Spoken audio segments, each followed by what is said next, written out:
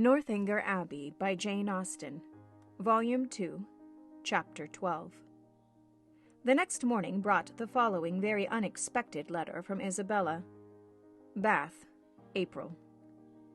My dearest Catherine, I received your 2 kind letters with the greatest delight, and have 1,000 apologies to make for not answering them sooner.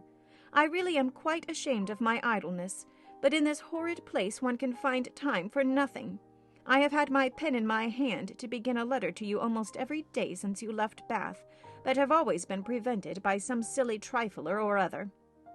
Pray write to me soon, and direct to my own home. Thank God, we leave this vile place tomorrow. Since you went away, I have had no pleasure in it. The dust is beyond anything, and everybody one cares for is gone.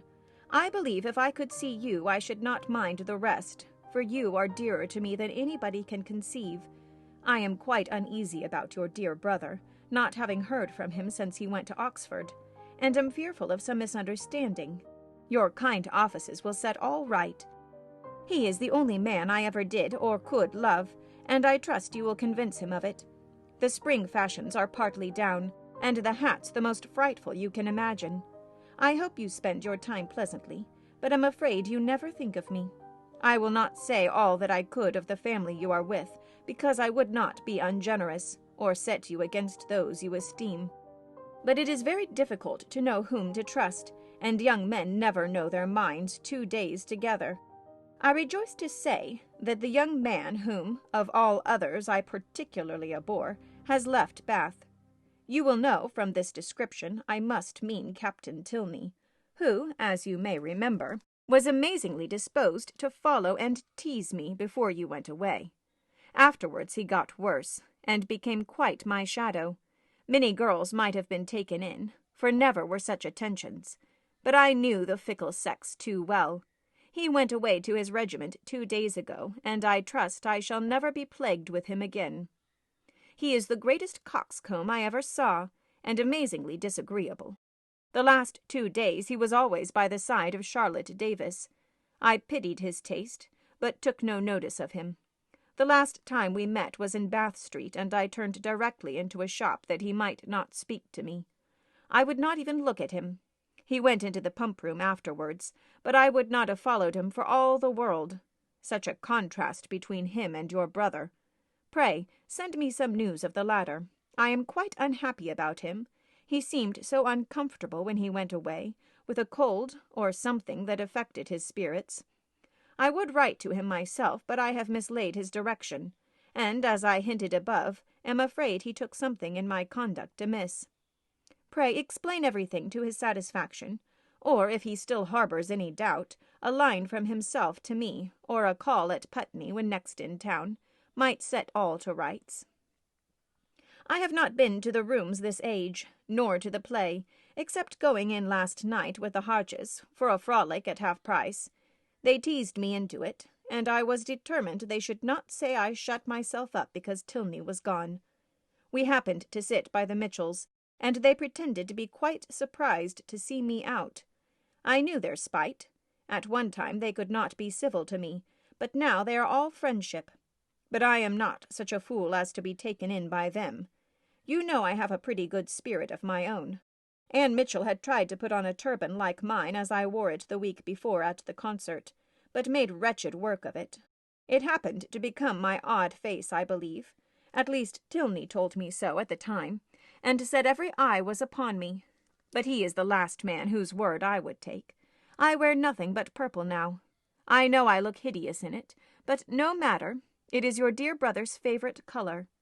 Lose no time, my dearest, sweetest Catherine, in writing to him and to me. Whoever am, etc. Such a strain of shallow artifice could not impose even upon Catherine. Its inconsistencies, contradictions, and falsehood struck her from the very first. She was ashamed of Isabella, and ashamed of having ever loved her. Her professions of attachment were now as disgusting as her excuses were empty, and her demands impudent. Write to James on her behalf. No, James should never hear Isabella's name mentioned by her again. On Henry's arrival from Woodston, she made known to him and Eleanor their brother's safety, congratulating them with sincerity on it, and reading aloud the most material passages of her letter with strong indignation. When she had finished it, "So much for Isabella," she cried, "and for all our intimacy. She must think me an idiot, or she could not have written so. But perhaps this has served to make her character better known to me than mine is to her. I see what she has been about. She is a vain coquette, and her tricks have not answered. I do not believe she had ever any regard either for James or for me, and I wish I had never known her." "It will soon be as if you never had," said Henry. "There is but one thing that I cannot understand. I see that she has had designs on Captain Tilney, which have not succeeded, but I do not understand what Captain Tilney has been about all this time. Why should he pay her such attentions as to make her quarrel with my brother, and then fly off himself? I have very little to say for Frederick's motives, such as I believe them to have been. He has his vanities as well as Miss Thorpe, and the chief difference is that, having a stronger head, they have not yet injured himself. If the effect of his behavior does not justify him with you, we had better not seek after the cause." "Then you do not suppose he ever really cared about her?" "I am persuaded that he never did." "And only made believe to do so for mischief's sake?" Henry bowed his assent. "Well, then, I must say that I do not like him at all.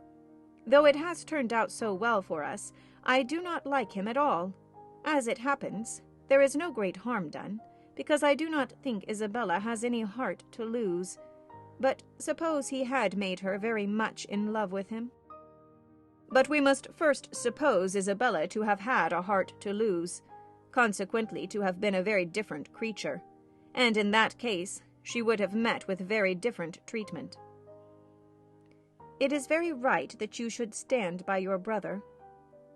"And if you would stand by yours, you would not be much distressed by the disappointment of Miss Thorpe.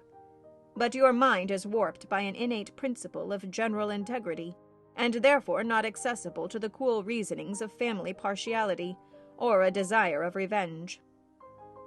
Catherine was complimented out of further bitterness. Frederick could not be unpardonably guilty, while Henry made himself so agreeable. She resolved on not answering Isabella's letter, and tried to think no more of it.